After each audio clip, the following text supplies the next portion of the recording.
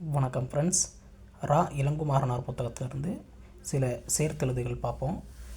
First one, ஊன் கூட்டல் தீமை, ஊன்றீமை.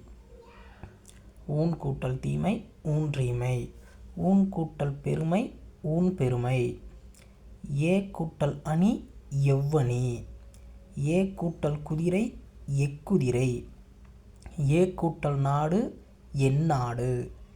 ஏ கூட்டல் யானை, எவ்யானை.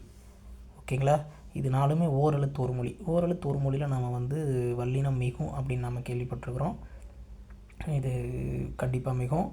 ஏ கூட்டல் அணி, எவ்வணி. ஏ கூட்டல் குதிரை, எக்குதிரை. ஏ கூட்டல் நாடு, எந்நாடு. ஏ கூட்டல் யானை, எவ்யானை.